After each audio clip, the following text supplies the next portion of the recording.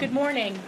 I want to begin by taking a moment of silence to honor the 3 U.S. service members that bore the ultimate sacrifice in defense of our country.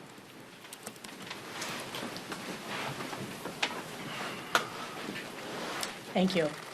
We know that American troops are at risk around the world because of Joe Biden's weak global leadership, that foreign adversaries like Iran fear no reprisal for taking American lives. Also at home, border security is the most fundamental responsibility of a nation, and House Republicans are serving as the last line of defense to secure our border. As we speak, House Republicans on the Homeland Security Committee are marking up the long overdue articles of impeachment against Alejandro Mayorkas, holding him accountable for his breach of the public trust and willful refusal to enforce our laws.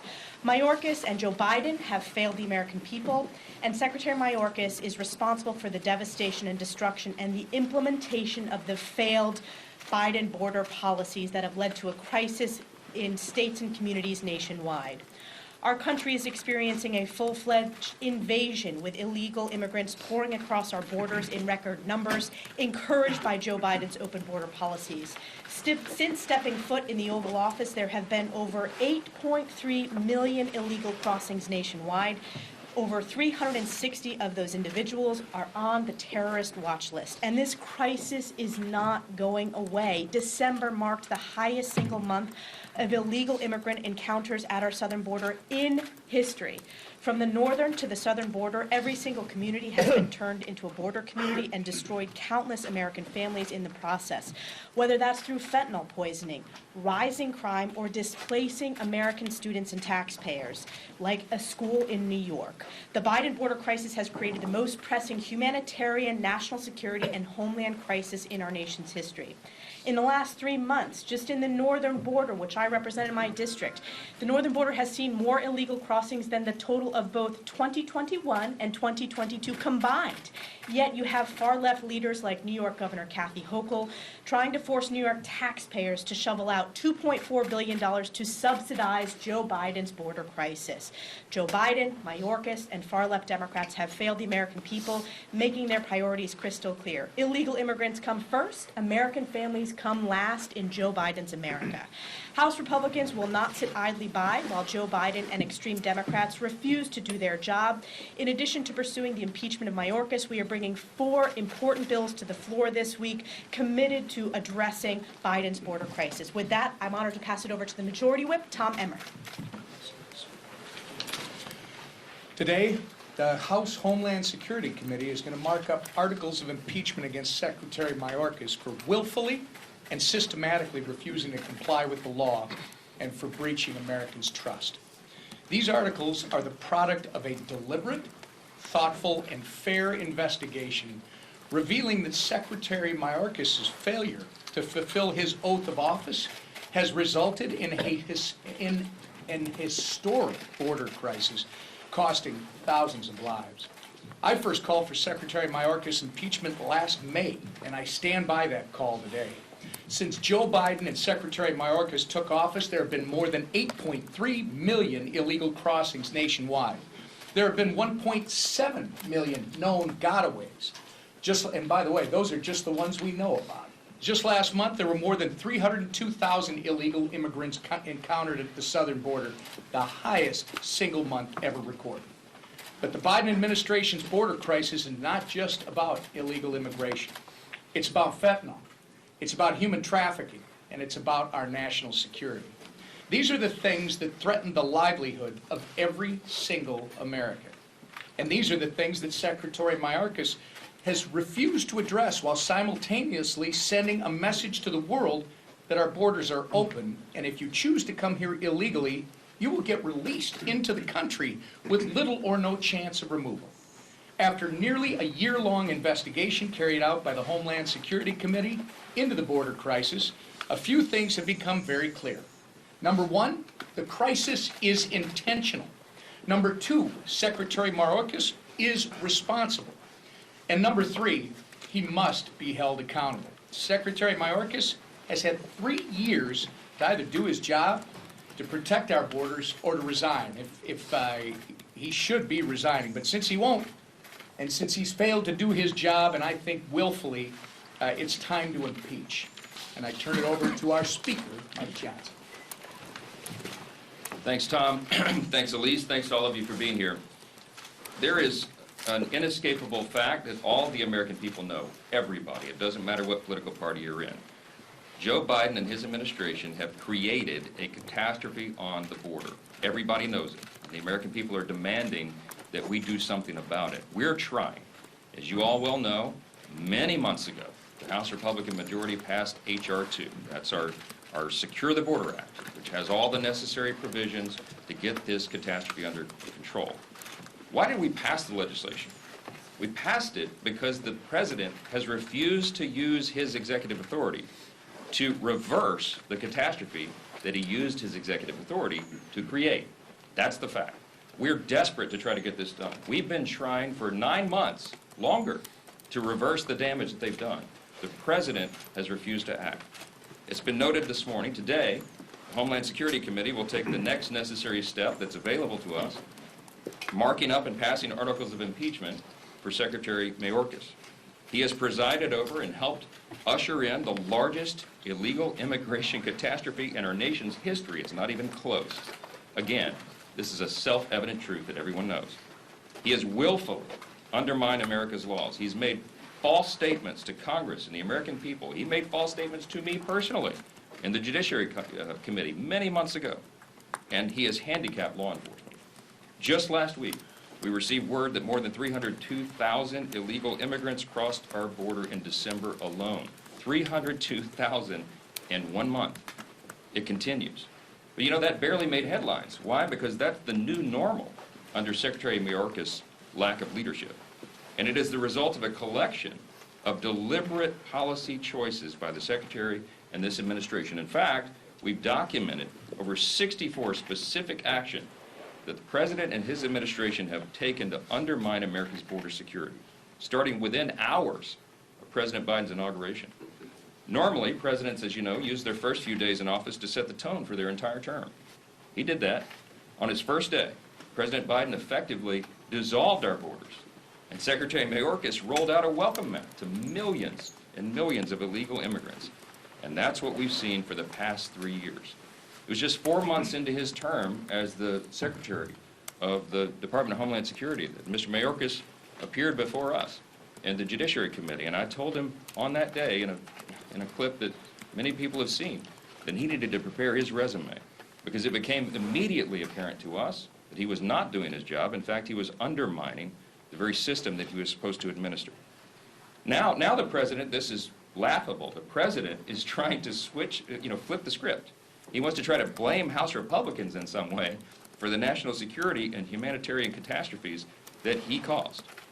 I can't make a full judgment on the National Security Supplemental as the full details have not yet been released, but based on the news reports of this agreement that have been leaked, that Secretary Mayorkas, by the way, helped negotiate, it seems the new authority to shut down the border would kick in only after as many as 5,000 illegal crossings happen each day. Why? Why would we do that? Illegal immigration is illegal. It is against the law. Why would you tolerate 5,000 a day before you sought to suddenly enforce the law? That would be surrender. The goal should be 0 illegal crossings a day, not 5,000. And all the president's authority should be utilized at 0. Many of you may know about this letter that we received, an alarming letter dated January 17th by former executives of the FBI, and this has been circulating. It's addressed to me and to Chuck Schumer in the Senate and to our committees of jurisdiction, the chairs of Intel, Homeland Security, and Foreign Affairs, and Homeland Security and Government Affairs in the Senate.